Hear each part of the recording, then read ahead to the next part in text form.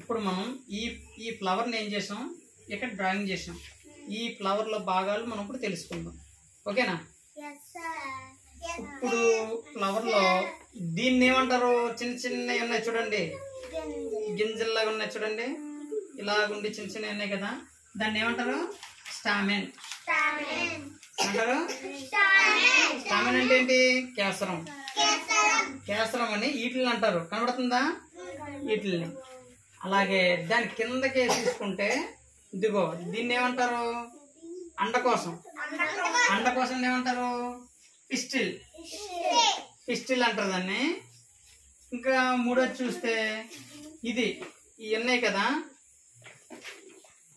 ఏమంటారు దీన్ని? వేసాం ఇక్కడ భాగం, ఆకర్షక పత్రం. దాన్ని ఏమంటారు? పెటల్.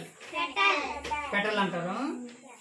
తర్వాత కింద ఉంది చూడండి, ఇవి ఏవి నేను పట్టుకొని లాగుతున్నాను చూడండి, వీటిని ఏమంటారు? సెప్టల్. సెప్టల్ అంటారు వీటిని.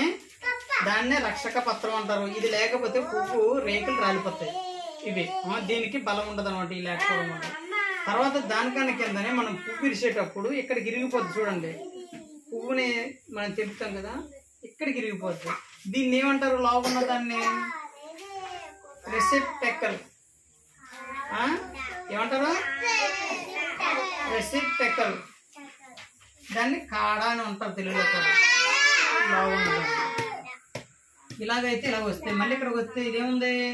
ఒక మొగ్గ. ఇగో ఇక్కడ ఒక మొగ్గ ఉందా, దీన్ని ఏమంటారు? బుడ్.